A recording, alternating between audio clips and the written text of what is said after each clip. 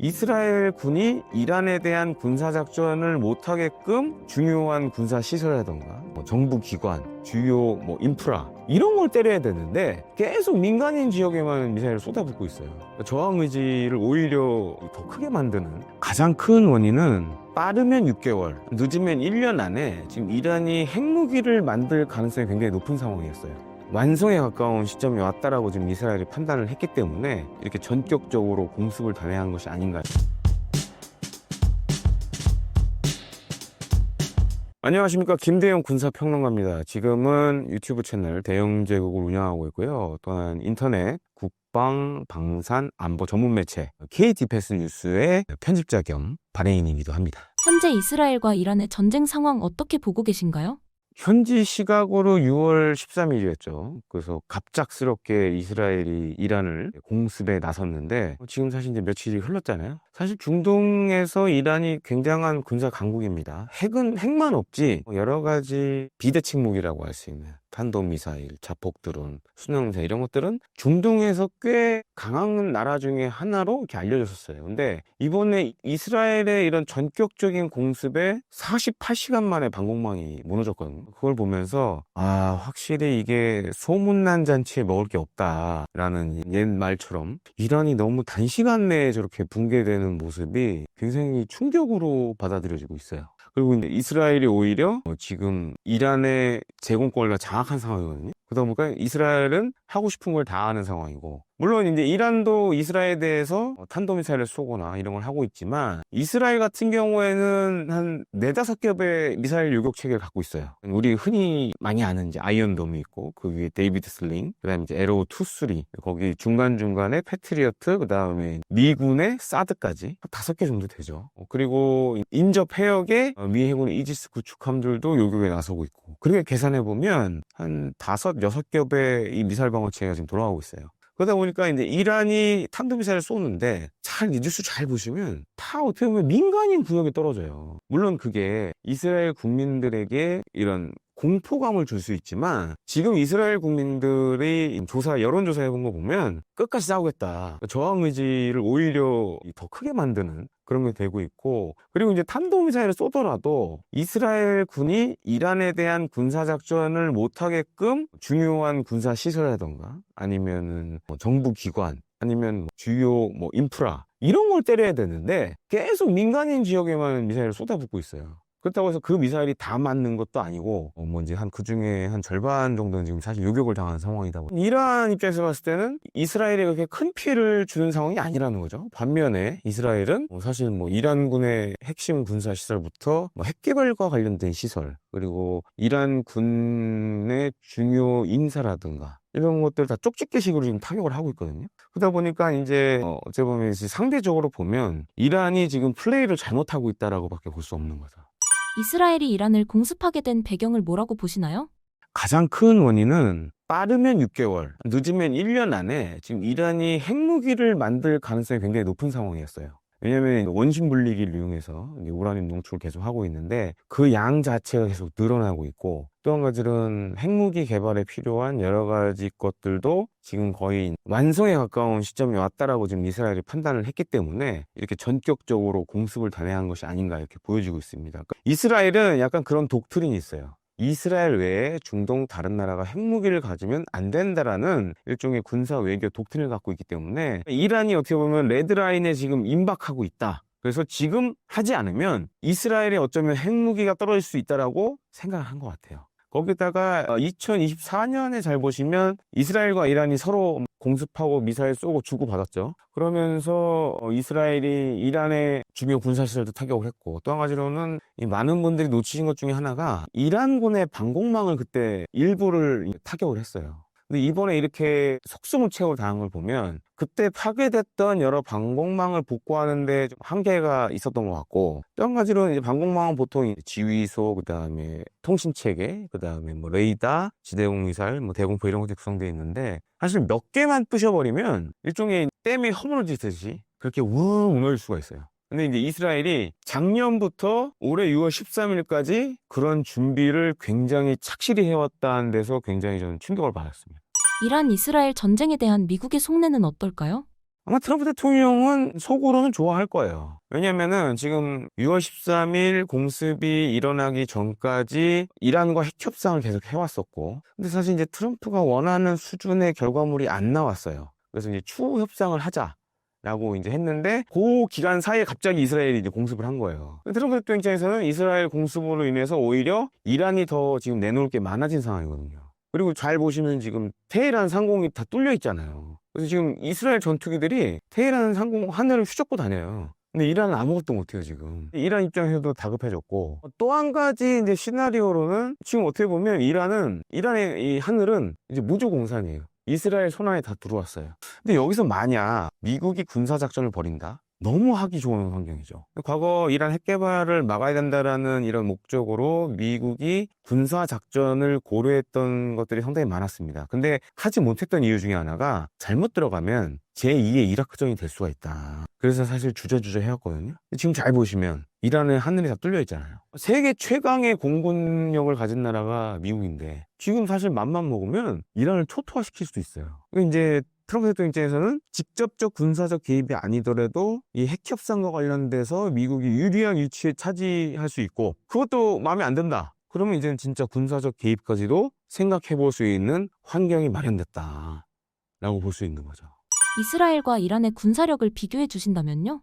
좁혀서 우려봐야 될 것 같아요. 지금 중요한 건 이 뭐 전차, 장갑차 이런 게 많은 게 중요한 게 아니에요. 공군력을 좀 봐야 돼요. 이스라엘 같은 경우에는 한 280여 대의 전투기를 갖고 있고, 이란 같은 경우에는 300여 대 넘는 전투기를 갖고 있습니다. 이렇게 보면 숫자상으로 지금 사실 이란이 앞서 있죠. 근데 전투기의 질적 차이를 봐야 돼요. 이스라엘 같은 경우에는 이란이 갖고 있지 않은 F-35 전투기, 스텔스 전투기를 갖고 있어요. 또 F-35I라고 그러는데 이게 한 40여 대 되고, 그 다음에 F-15, F-16 이런 전투기들이 다수를 차지합니다. 근데 이스라엘은 미국제 F-15와 F-16을 운용하는데 미 정부의 허가를 받고 자기들이 쓰고 있는 F-15, F-16을 거의 마개조를 해요. 자기네가 만든 여러 가지 항공 전자장비라든지 무장이라든지 이런 것들을 다 체계 통합을 합니다. 그러다 보니까 이번 공습에서 잘 보시면 미국에서 받은 여러 이제 정밀 유도 무기, 제이담이나 이런 것도 썼지만 이스라엘이 만든 이 공대지 유도탄들을 많이 썼어요. 그래서 그 대표적인 게 이제 우리 공군도 이 팬텀에서 운용했던 파바이 미사일, 그다음에 우리나라도 이제 KF-16 전투기에 쓰고 있는데 스파이스 계열의 유도 폭탄들을 지금 많이 운용을 하고 쓰고 있어요. 이런 것들이 어떻게 보면 이스라엘의 강점이라고 할 수 있겠죠. 반면에 이제 이란 같은 경우에는 전투기가 상대적으로 이스라엘보다는 다 노후화된 전투기고, 이제 그 영화 탑건 아시죠? 탑건에 보면 F-14 나오잖아요. 이란 공군의 가장 좋은 전투기가 F-14예요. 그 정도 오래됐다는 거죠. F-35랑 F-17랑 붙으면 F-35가 이겨요. 왜냐? 레이더에 안 보이니까.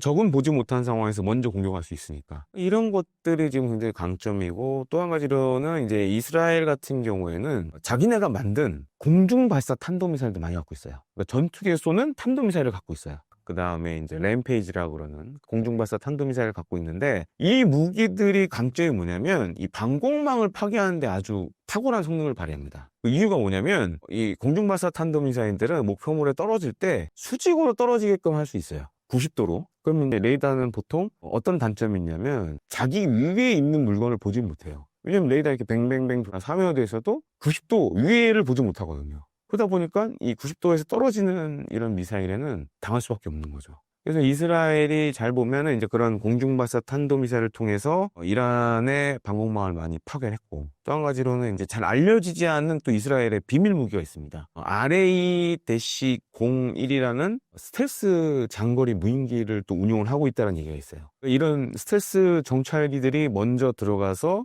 이란군의 방공망을 어떻게 작동하는지 계속 그 정보를 수집했고, 그거를 바탕으로 이란군의 방공망을 다 이번에 쓸어버린 거죠.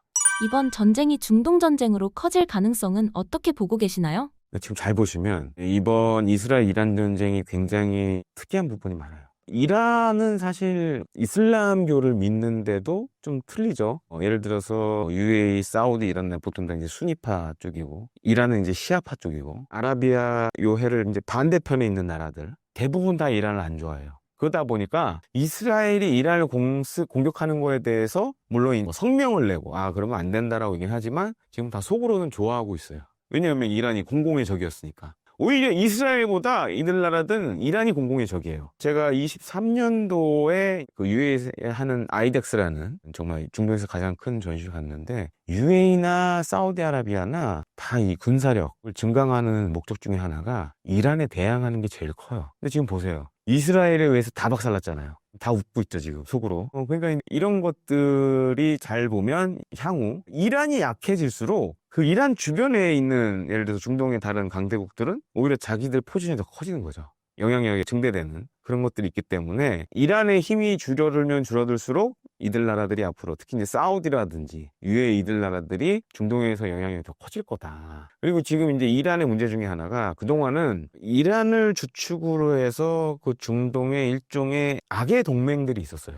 그게 바로 이제 시리아, 예멘 뭐 이런 나라들이 있었어요. 근데 아시다시피 이제 시리아 알 아사 정권 무너졌죠. 그 다음에 이스라엘 주변에 보면 레바논 헤즈볼라, 그 다음에 이제 하마스 다 지금 박살났잖아요. 그 이란의 영향력이 지금 예멘 빼고는 없어요. 헤즈볼라 아시잖아요. 그 삐삐 폭탄에서 대부분이 다 망가져 버렸잖아요. 그리고 이스라엘의 공습으로 주요 지도부가 제거됐고 하마스도 거의 지금 이제 괴멸 직전이잖아요. 그 뒤엔 다 이란이 있었거든요. 근데 그런 세력들도 다 정리가 돼가고 있고 중동에서 점점 이란의 힘이 계속 줄어들고 있어요, 지금. 그러니까 사실 이스라엘이 공습을 전격적으로 단행한 배경에는 첫 번째 이란의 핵 개발도 있었지만 다음으로는 중동에서 이란의 영향력이 점점 축소되고 있다. 지금 코너에 몰려가고 있다라고 생각하시는 게 맞을 것 같아요. 이란과 문제가 있었던 나라들은 지금 상황이 너무 좋은 거예요. 미국도 마찬가지죠. 정말 미국이 지금 이 상황에서 군사작전을 하면 이란은 절망적입니다. 이스라엘이 지금 뭐 이란의 핵시설이라든가 이런 거를 다는 못 부셨지만 그래도 한 절반 정도는 박살냈거든요. 그 다음에 탄도미사일 같은 경우에도 지금 이건 뭐 이스라엘 측 주장이지만 3분의 1 제거했다라고 그러거든요. 이제 지금 이제 이란이 갖고 있는 탄도미사일이 6월 13일 공습 전까지 보통 한 2,000발 정도로 이제 생각을 했는데 많이 없어졌죠. 그 다음에 계속 쏘고 있잖아요. 그러다 보니까 이제 이란의 그야말로 그 가장 중요한 무기라고 할 수 있는 탄도미사일 숫자는 계속 줄어들고 있고 하늘은 뚫렸고 지금 이제 이란이 마지막으로 꺼낼 수 있는 카드는 호르무즈 해협 봉쇄예요. 왜냐면 이제 잘 보시면 우리나라에 쓰는 뭐 천연가스라든지 각종 석유유 대부분 다 거기서 와요. 근데 호르무즈 해협을 통하지 않으면 거기에 빠져나올 수가 없어요. 그래서 이란이 정말 코너에 몰리면 그 카드를 꺼낼 수도 있죠. 그러면 당장 우리의 생활에 타격을 받죠. 예를 들어서 뭐 LNG 가격이라든가 자동차 휘발유 가격이라든가 디젤유 가격이라든가 다 영향을 받을 수 있죠. 근데 그렇게 되면 아마 그 주변에 있는 중동 국가들이 잘됐다. 이번에 이란을 완전히 묻어버리자. 할 수도 있죠. 마덱스 2025에서 주목해서 볼 만한 부분은 무엇이었을까요? 저는 개인적으로 사실 안 가려고 그랬어요. 안 가려고 그랬는데 뭐 약간 중요한 뉴스가 있어서 그 개막식 당일치기로 갔다 왔어요. 안 가려고 했던 이유가 뭐냐면 무인 전력 관련된 것들이 굉장히 많이 나온다는 얘기를 들었고 그래서 사실 저는 이제 개인적으로 이제 무인 전력 별로 안 좋아해서 그래서 이제 갔는데 이번 마덱스의 핵심은 유무인 복합 관련된 거였고, 그 다음에 이제 무인 수상정이 한 2종류가 새로 나왔어요. 그래서 지금 이제 우리 해군이 하려고 하는 게 뭐냐면 이제 무인 수상정 관련돼서 크게 3가지를 하려고 합니다. 정찰용 무인 수상정이 있고, 그 다음에 이제 공격형 무인 수상정, 일종의 전투용 무인 수상정이고, 마지막으로는 자폭형. 우크라이나는 잘 보시면 우크라이나 해군이 자폭용 무인 수상정으로 러시아 해군 막 큰 배도 막 박살내고 그랬잖아요. 그걸 하려고 그래야죠. 그래서 이번 덱스 2025에서는 핵심이었던 건 이 공격형 무인수상정, 이제 자폭형 무인수상정, 이 2가지하고, 그 다음에 유무인 통제함. 그래서 이제 예를 들어 유인 자산과 무인 자산을 한 배에서 같이 운용할 수 있는 그런 배들이 이제 컨셉으로 많이 나왔어요. 왜냐면 이제 우리 해군의 항공모함 사업이 지금 일단 못 가니까 그걸 대신해서 비슷한데 무인 전력을 많이 탑재하는 무인 뭐 공격기라든지 무인 정찰기, 무인 수상정 이런 것들을 좀 항공모함처럼 많이 실을 수 있는 이런 것들이 올해 이제 나온 마덱스에서 좀 주목된 그런 모델 중에 하나였죠. 한국형 원자력 잠수함이 공개되었는데 관련된 설명 부탁드립니다. 사실은 제가 그건 단독으로 한 건데, 이번에 우리나라 잠수함 명가라 그러면 이제 하나오션을 대표적으로 꼽을 수 있는데, 하나오션에서 한 3종류의 잠수함 모델을 두고 나왔습니다. 이거 지금 이제 하나오션이 하고 있는 장보고 3 배치 2, 3,600톤급 그 잠수함 모형이 나왔고, 2,000톤급. 그 다음에 또 나온 게 이제 미래형 잠수함이라는 거였어요. 그래서 이제 미래형 잠수함이 이제 보도 자료에 나왔었거든요. 근데 제가 보면서 좀 이상하다라고 느꼈던 게, 기존에 이제 뭐 우리가 잘 아는 장보고 3 같은 경우에는 배 모양을 보시면 속도를 빨리 낼 수 있는 모양은 아니었어요. 왜냐하면 이제 디젤을 이제 추진기관으로 하는 잠수함들은 사실 속도를 빠르게 낼 수가 없어요. 근데 이 미래형 잠수함의 모델은 이제 사진을 통해서 보니까 고속선형이더라고요. 뭔가 이상하다. 그리고 미국이나 영국, 프랑스에서 하는 차세대 원자력 잠수함 그 외형을 갖고 있더라고요. 안테나를 돌려서 알아보니까 이거 좀 내려가 봐야 될 것 같다. 그래서 이제 당일치로 현장을 갔었죠. 그리고 가서 이제 하나오션 관계자하고 인터뷰를 했거든요. 그래서 이제 물어봤죠, 제가. 기존의 배들하고는 좀 이 배 모양새가 틀리다. 그리고 상당히 좀 빠른 속도를 낼 수 있는 선형으로 보여준다. 이제 그 우리가 흔히 얘기하는 이제 스마트 원자로 뭐 이런 것들을 생각하고 설계를 하신 겁니까? 라고 제가 물어봤더니, 예, 그렇습니다. 그래서 그때 알았죠.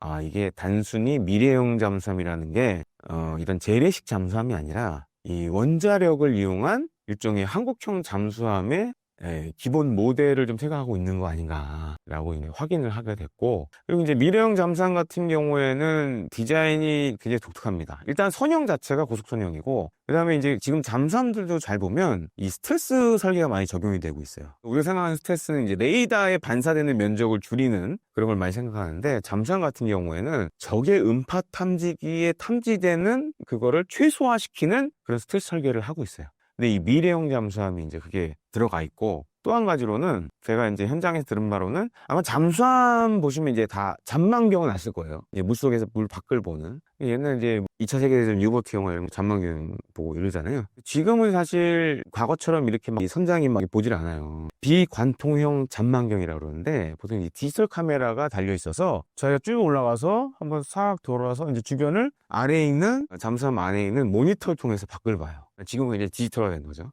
근데 이 미래형 잠수함은 이 잔망경에 예를 들어 보니까 카메라를 앞으로 이제 많이 달 거라고 그러더라고요. 그러면은 올라가서 이렇게 돌 필요가 없죠? 카메라가 여러 개가 한번 올라가서 360도를 다 보는. 우리가 생각해보면 요즘 차들 보면 그거 많잖아요. 어라운드 뷰라고 그래가지고. 그런 식으로 360도를 다 보는 그런 차세대 잔망경도 적용될 예정이다. 라는 얘기를 들었습니다. 한국의 핵 잠수함 추진 가능성은 어떻게 보시나요?